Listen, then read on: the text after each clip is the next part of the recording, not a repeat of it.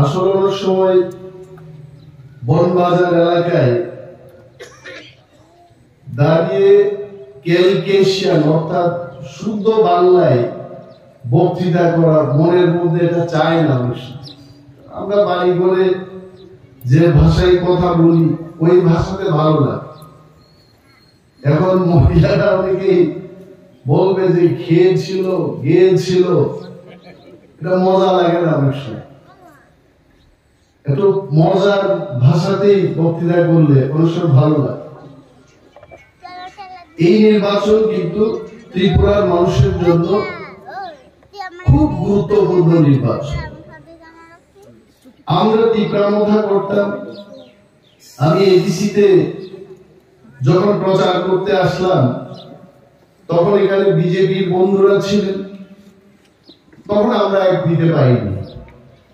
বিধানসভায় আমি যখন দাঁড়াইলাম অনেকেই দোকানে বই আমার বক্তব্য শুনলেন। আমরা তাদের কাছে পাইতে চাইছিলাম, কিন্তু এই কাছাকাছি আসা এটা রাজনৈতিক ভাবে তখন সম্ভব ছিল না। আজকে ত্রিদলীয় জোট ত্রিপুরায় আমরা গঠন করতে পারছি। দিল্লিতে অমিত শাহজির পৌরোহিত্যে ত্রিপুরা মোথা ভারত সরকার এবং ত্রিপুরা সরকারের মধ্যে একটা ত্রিপাক্ষিক চুক্তি হয়। এই চুক্তি কি? এই চুক্তিতে কেউ কিছু ভয় পাওয়ার নাই। আমাদের বিরোধী দলে যারা আছেন এরা প্রচার করতে চেষ্টা করতেছে যে এই যে চুক্তি তাতে ত্রিপুরা রাজ্যের একটা অংশের মানুষের ব্যাপক ক্ষতি হবে। এটা ক্ষতির কোনো চুক্তি না। এই চুক্তিতে এইটাই উল্লেখ করছে বামেরা যে 35 বছর ত্রিপুরা রাজ্য শাসন করছিল তখন রাস্তাঘাট যায় নাই, স্কুলের যে বেহাল অবস্থা। এখানে যখন আসি আপনারাও তো বলেন স্কুল ঘর ভালো না। বিভিন্ন যে মানুষের গ্রাম্য মানুষের সমস্যা, এই সমস্যা থেকে আমরা যেন মুক্তি লাভ করতে পারি তার জন্য আমরা একটা চুক্তি করলাম। আমরা রাস্তাঘাট চাইছি, ভালো শিক্ষা ব্যবস্থা হোক এটা চাইছি, আরো যেন গ্রামের মানুষ তারা যেন কাজ পায়, বেঁচে থাকার তাদের অধিকার যেন আসে, এই কথা আমরা বলেছি। এখানে এই কথার উল্লেখ নেই। আমাকে অনেকে ইউটিউবের মাধ্যমে দেখবেন ওই চুক্তিতে এটা লেখা নেই যেটা শুধু একটা অংশের মানুষের উন্নয়ন হবে, এই কথার উল্লেখ নেই। ক্লিয়ারলি আমরা বলেছি যে প্রত্যন্ত এলাকায় এডিসি এলাকায় যারা বসবাস করছেন, ইন্টেরিয়র ত্রিপুরায় যারা বসবাস করছেন তাদের যেন উন্নয়ন হয় তার জন্য এই চুক্তি আমরা স্বাক্ষর করেছি। অনেক সময় বামেদের বক্তৃতা শুনি। কালকে রাত্রে আমি শুনলাম পূর্বতন মুখ্যমন্ত্রী মানিক বাবু প্রশ্ন যে গ্রেটার ত্রিপুরা লেন গেল কোথায়? মহারাজ প্রদ্যুৎ কিশোর দেববর্মার লাস্ট ফাইট এটা তো শেষ হয়ে গেছে, কিসের ফাইট উনি দিচ্ছেন? আমি পূর্বতন মুখ্যমন্ত্রী মানিক বাবুকে উদ্দেশ্য করে বলছি, আপনার জানা উচিত বিশ্বের মধ্যে অর্থাৎ এই পৃথিবীতে বামেদের জন্ম কবে, কমিউনিস্ট পার্টির কবে জন্ম হয়েছে মহিলারা জানেন, আপনারা জানেন না।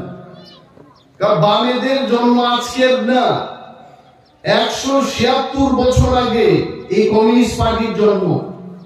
কার্ল মার্কস আর কে ফ্রেডরিক এঙ্গেলস, এই দুই লোক মার্ক্সবাদের সূচনা করেন 1848 সালে। এদের কি দাবি আসলো?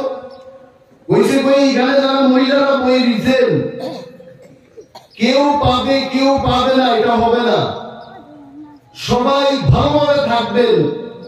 এটা হচ্ছে সাম্যবাদ, কমিউনিস্টদের বক্তব্য। তো কমিউনিস্টের শাসন আমরা দেখেছি 35 বছর। গরিব মানুষ আছে না তাদের শাসনে? আজকে আমি যখন এলাকাতে আসি আমাকে বলে, দাদা আমার একটা ঘর চাই, আমার স্বামী অসুস্থ, মেডিকেল ট্রিটমেন্টের জন্য পয়সা চাই। 176 বছর আন্দোলনের পরেও তাদের সাম্যবাদ আইছে না, ছেড়ে দিছে রাজনীতি, তারপরে তো রাজনীতি করে। 35 বছর বামেরা শাসন করছে ত্রিপুরায়, সমস্ত মন্ত্রী তাদের, মুখ্যমন্ত্রী, পুলিশ মন্ত্রী, পঞ্চায়েত মন্ত্রী, দুনিয়ার মন্ত্রী। 35 বছরে কম কথা না। 35 বছরে একটা লোক, সে যুবন থেকে যুবকের করে সে বিয়ে করে একটা পিতৃত্ব লাভ করতে পারে, এই সময় পর্যন্ত তারা ত্রিপুরার শাসন করত। তারপরেও কিন্তু সাম্যবাদ আড়াইছে না, এরা হাসছে। ধন্যবাদ জানাই ত্রিপুরার মানুষকে। গত 2018 সালে ত্রিপুরার মানুষ, ত্রিপুরা, ওয়ানসা, মণিপুরি, মুসলমান, সমস্ত অংশের মানুষ সবাই একসঙ্গে যদি এই বামেদের বিরুদ্ধে যদি লড়াই করে ভোট না দিত, আজকেও কিন্তু এরা থাকতো, মানুষ কথা বলতে পারত না। ভিলেজ কমিটির ইলেকশনে ইলেকশন হতো না, ইলেকশন করতে দিত না, ব্যালট বাক্সগুলো পরিবর্তন করত, মানুষ কথা বলতে পারত না।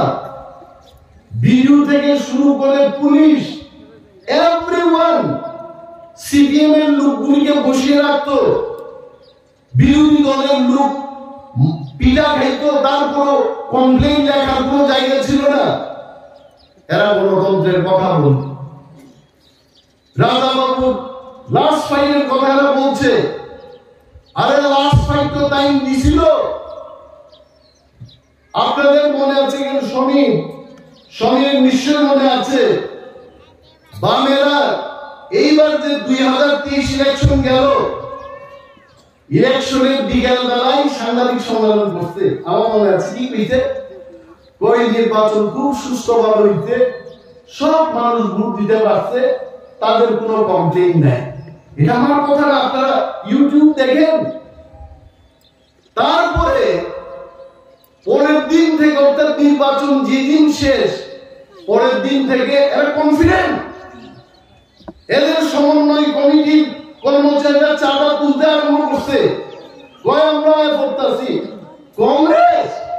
কংগ্রেস এদের বন্ধু ছিল, কংগ্রেসের নাম নিছে না, ও কংগ্রেসের বাদ দিয়েই সিপিএম এর 2023-এ ক্ষমতা খাইতেছে, চাঁদা তুলতে আরম্ভ করছে। কারণ বিজয় মিছিল করতে হবে।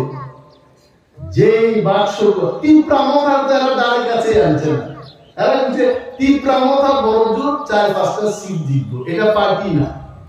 যেই বাক্স পাও খুললো, বামেরা 16 থেকে 9 মাইল 11, আর ভগবানের নামাই দিছে 10-এ। ওকে, তারপর ত্রিপুরা মথা হয়ে গেল প্রধান বিরোধী দল। সহ্য হয় না। অনিলের দেববর্মা বিরোধী দলনেতা বিধানসভায় মানুষের জন্য কথা বলে, তারপরেও বলে অনিমেষ বাবুর মধ্যে বিরোধীর চরিত্রের চেয়ে সরকারের চরিত্র দেখি। আমি জানি না কি চরিত্র এরা দেখছে, এটা আশ্চর্য হয় না।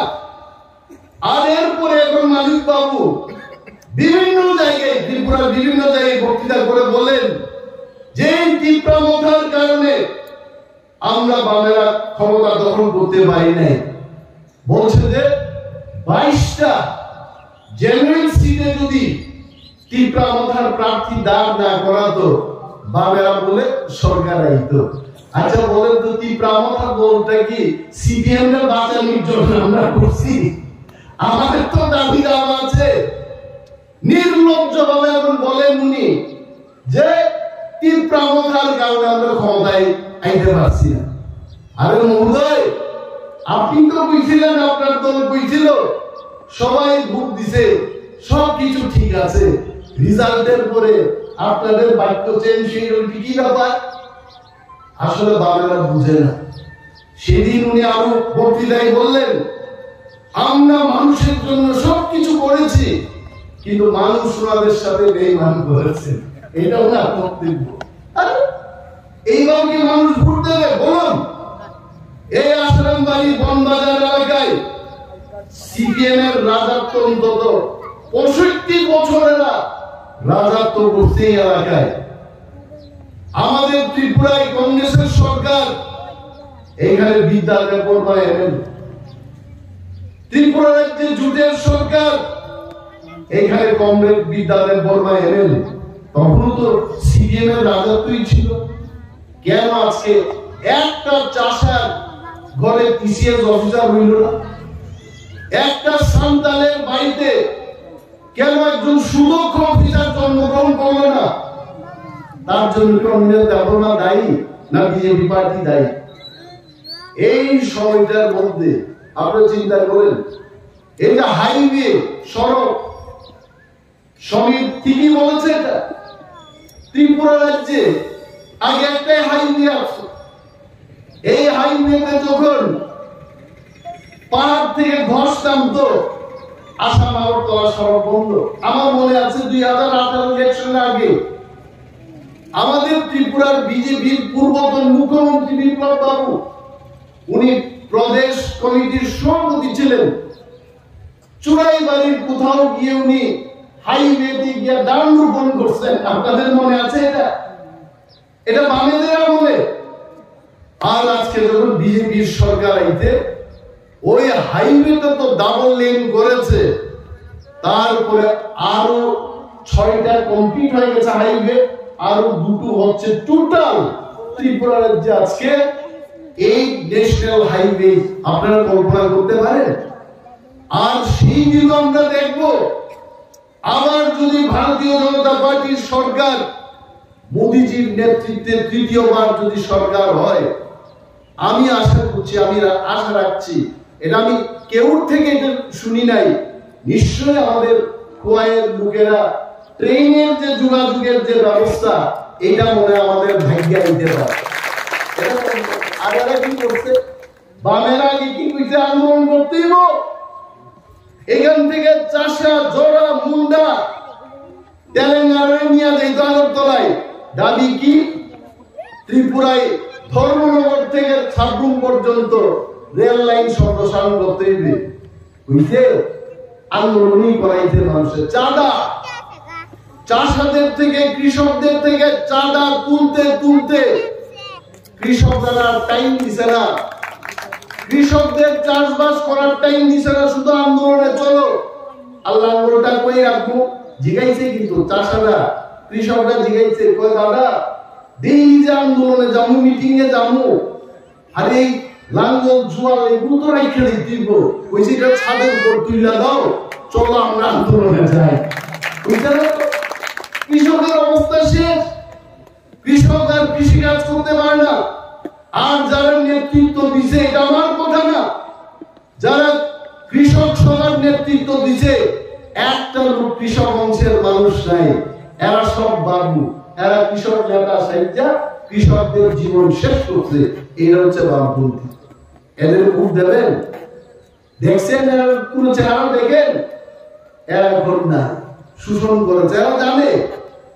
আরো কই আছে না? ওই ত্রিপুরা রাজ্যে এই বিজেপি সরকার কি করেছে? বিজেপি সরকার কি করেছে মানে আজকে সমীর যে কথাগুলো বলল, মানুষের জন্য কি স্কিম আসছে না? কেন্দ্রীয় সরকার মোদীজির নেতৃত্বে সাধারণ মানুষের যেটা দরকার, এটা কিন্তু সব স্কিম তৈরি কইরা প্রতি ঘরে সুশাসন, এটাই তো, এই যে প্রতি ঘরে ঘরে সুশাসন, এটার কথা এটা না যে সুশাসন আয় করতে হবে, চেষ্টা হচ্ছে। এবং সবকা সাথ সবকা বিশ্বাস সবকা বিকাশ, এই কথার অর্থ কি? আমাদের দেববর্মা বৃদ্ধা মহিলা জিজ্ঞাসেন, ওই বাবু এই যে সবকা সাথ সবকা বিকাশ, এটা কি? তা কারণ অনেকে তো বাংলা বুঝে না, হিন্দি বুঝে না। আমি কইলাম, হারুখা যত ভাই হিমলাইয়ে যত বরং বাগিনো উন্নতি খাই নাই, যত লোক বিশ্বাস না রাখবে, যত বড় কক্ষ নাই আলোচন নেই, মহিলা আমাদের বিরুদ্ধে এই স্লোগানটা বানাইছে কে? আমি বললাম এটা দেশের প্রধানমন্ত্রী নরেন্দ্র মোদীজির স্লোগান। বলছে এই লোকটা ভগবানের মতো মহান লোক, এই কারণে স্লোগান বানাইছে। আর মানিক বাবুর আমলে ট্রাইবাল উগ্রপন্থী কইতো, সমীর আপনার আগে কইতো কয় শহরে গেলে এত কংগ্রেস করতো। এই পাহাড়ের যুবকরা হোস্টেলের ছাত্র কয় কলেজে কয় স্কুলে যারা পড়তো এদের উগ্রপন্থী তকমা দেওয়া হতো। কেন? কারণ তখন পাহাড়ের অশান্তি, এই অশান্তি সৃষ্টি করছে কে? আমার প্রশ্ন মানিক বাবু, আপনি জবাব দিন। বামফ্রন্ট যতবার সরকার গঠন করছে ত্রিপুরায়, ত্রিপুরা মানসার মধ্যে দাঙ্গা বাড়াইছে এরা। আর কেউ করছে? শচীন সিং করছে, সুখময় সেনগুপ্ত করছে, প্রফেসর ডক্টর মানিক সাহাজি করছেন? কেউ করছে না। যেই বামেরা সরকার আইছে 80 সালের দাঙ্গা বিজেপি করে যাচ্ছে। যেই বামেরা ক্ষমতায় আইছে 97 সালে ত্রিপুরায় অস্থির, শান্তি শৃঙ্খলা শেষ, গ্রাম পাহাড়ে পুলিশ মিলিটারি লেলায়া এরা মানুষের বাড়ি করে আগুন ধরাই দিত। এটার নাম বামফ্রন্ট সরকার। আর এখন ত্রিপুরা উজ্জ্বল হইতে এই বামফ্রন্ট আর কোনদিন যেন না উঠে, এই শয়তানের দল থেকে এখন আমরা মুক্ত লাভ করতে হবে। মোদীর সেই সবকা সাথ সবকা বিকাশ, এক ভারত শ্রেষ্ঠ ভারত, এটাতে আমরা অংশীদার হব। আমাদের যা পাওনা উনি বলেছেন, ভারত সরকারের কাছে গিয়ে আমরা তখন বললাম আমাদের রাজনৈতিক অধিকার চাই, আমাদের বলছে হো যায়গা, ও হোগা। আমরা যখন বললাম গরিব কৃষকদের, গরিব ত্রিপুরাদের, এডিসি এলাকায় যারা সরল জীবন যাপন করা, পিছিয়ে পড়া সমস্ত অংশের মানুষের জমির অধিকার তাদের হাতে তুলে দিতে হবে, ভারত সরকার বলেছে বমি হোগা। আমরা যখন বললাম প্রত্যেকটি জাতি গোষ্ঠী তার নিজস্ব কালচার, এইখানে সান্তালদের একটা কালচার আছে, এইখানে চাষাদের একটা কালচার আছে। আমি ছোটবেলায় আমার গ্রামের ওইখানে কিছু গৌড় অংশের মানুষ, মানে ছত্তিশগড়ীয় যে গৌড়, এরা উনাদের বিবাহ আসরগুলোতে একটা গান করত, চারচারে বাজে, লিলির বাজে, হলদি মাইখা এরা ডান্স করত। মনোরম, এটা তাদের কালচার, তাদের সংস্কৃতি, এটাকে মর্যাদা দিতে হবে। আমি কি চাপাই দিব যে শাড়ি পরা চলবে না, রিংটাই পড়তে দিব, এইখানে চাষার ল্যাঙ্গুয়েজের ভাষায় কথা বলতে পারবে না, কর্করক বলতে হবে? এইটা গণতন্ত্র না। এটা কারা করেছে? আইডেন্টিটি ত্রিপুরার মতো জাতের এরা লিখে দিচ্ছে সরকারে। আপনারা এটা খেয়াল রাখবেন। আগে ছোট বয়সে কয়শোরা আইতাম, বোর্ড লেখা দিত কয় জাতি উপজাতির সম্প্রীতি তৈরি করতে হবে। আরে জাতি আর উপজাতির মধ্যে কি যে তোমার তুমি বোর্ড লাগাই এখানে সম্প্রীতির চেষ্টা করতেছ? সম্প্রীতি মুখে হয় না, সম্প্রীতি বিপদে আপদে হেল্প করে, সাহায্যের হাত বাড়িয়ে সম্প্রীতি আনতে হবে। এই আমার ছোট ভাই সমীর এখানে বলেছে যে ডিমান্ডের রাজনীতিতে বিশ্বাসী না মোদীজি, উন্নয়নের রাজনীতিতে বিশ্বাসী। পাহাড়ে স্কুল চাই, রাস্তাঘাট চাই, জলের ব্যবস্থা চাই, তার জন্য কিন্তু এই ত্রিদলীয় জোট। এটা করে সম্প্রীতি তৈরি করতে হবে। আর এরা খালি স্লোগানই দিচ্ছে, এটা সত্য কথা। অযথা এই বনবাজার এলাকায় মিছিল বাইক ইলেকশনের সময় লড়াই চাই, লড়াই করে বাঁচতে চায়। আর কিন্তু দুনিয়ার মধ্যে রেখো, আরে এখানে কাটা তারের বেড়ার পারে পারবো? কমরেডটাই কাটা তারের বেড়ার পারে গিয়ে মজদুরের এক করতে পারবো? কথা কর। আমার ত্রিপুরার মজদুরে করতে পারত না, দুনিয়ার মানে কি সারা বিশ্বের, সারা পৃথিবী আন্তর্জাতিক দল, মিজানুরা বাপ্ত এত বড় দল, আরে গেছে না ক্ষমতা, আগে আসলো জাতীয় দল, অর্থাৎ সারা ভারতবর্ষে নির্বাচনে দাঁড়িয়ে সিম্বলটা দিতে হবে, আর এখন এটা কমতে কমতে এটা আঞ্চলিক দল দিতে, আর সে আর একটা নির্বাচন আইব, এই আঞ্চলিক দল থাকবে একটা শূন্যের বুঝাই দিবে। এই দলের পেছনে গিয়া গরিবের মুক্ত হইব, গরিব মুক্তি লাভ করতে পারবে না। এখন তীব্রামথা পাহাড়ের 13 জন এমএলএ, বিজেপি তার নিজস্ব 33টা এমএলএ নিয়ে বিজেপিরা আছেন, আইপিএফটি আছেন তাদের এমএলএ মন্ত্রী নিয়ে। এইবার আমরা ত্রিদলীয় শক্তি নিয়ে ত্রিপুরার উন্নয়নে যখন জামায় বলবো, আর মানিক বাবুদের আগামী নির্বাচনে বক্তব্য রাখার জায়গায় থাকতো। আর এরা বলে, আর একটা কথা কই, আমি শেষ করবো, মহিলারা আপনারা চিন্তা করেন না, এরা কি করে, আমি ইউটিউব খুললেই এরা মিথ্যা কথা দেখি, এরা তো মিথ্যা কথা ছাড়া কিচ্ছু করে না। আগে সিপিএম নেচার থেকে বন্ধনে দাঁড়াইয়া কবে চীন রাশিয়া, আরে ভাই চীন রাশিয়াতে তুমি তো গেছোই না, আমার পূর্বপুরুষের কোনো বেটাই চিন্তা করে গেছে না। এইখানে খুব যারা বক্তৃতা করবো, মানুষ ভাবতো আর সর্বনাশ, এই পার্টিতে কি পার্টি, চীন জাপান পর্যন্ত এটা প্রসার দিছে, মানুষ বুঝছে 35 বছর। এখন মানুষ বুঝছে যে আন্তর্জাতিক দল এটা আসলে কিচ্ছু না, এটা মিথ্যা কথাই। এরা এখন মিথ্যা কথা দিতে, মোদী সাহেব, মোদীজি কি কইছেন, মোদীজি আমার মনে আছে গত পার্লামেন্ট নির্বাচনে কইছে, हम भाजपा वालों हम अकेले ही सरकार बनाएंगे, করছে তো, করছে একা। এইবার মোদীজি কইতেছেন আপকি বার 400 পার, 400টা সিট পাইয়ে দিব। আর মানুষের মুখে মুখে মা বোনেরা কইতাছে, সারা দেশ কইতাছে মোদী এত মুমকিন হে, আর মোদীজি যা বলে মোদীজি এটাই করে। এইদিকে এরা এই সিপিএম না মিথ্যা কথা কইতেছে, কি কথা কয়, কই ইন্ডিয়া মহাজোট বলে এবার 350 সিট নিয়ে। আমি কই এই 350 সিট কি ভারতবর্ষে নিয়ে গমছে না সারা পৃথিবীর মধ্যে গমছে? একজনকে জিগাইলাম, তাই না আমার জামাই বাবু এখনো কমিউনিস্ট পার্টি করেন, একটু বড় লিডারই, আমি জিগাইলাম জামাই বাবু এই যে 350 সিট যে পাইবা তোমরা ত্রিপুরার মধ্যে, এই 2টা সিটের মধ্যে পাইবানি কিছু, কই এখানে আমরা আশা রাখি না, এটা শেষ, এরা আশা নাই। আমি কইলাম সিপিএম এর পশ্চিম বাংলায় 42টা সিটের মধ্যে কয়টা সিট ধরছেন আপনারা? কইছে 3-4টা আমরা পাবো, 42টার মধ্যে 3-4টা পাইব, ধরে নিলাম 4টা। পরে আমি জিগাইলাম কেরালাতে কয়টা পাইবো, কয় 5-6টা, ধরে নিলাম 6টাই, 6-4 10।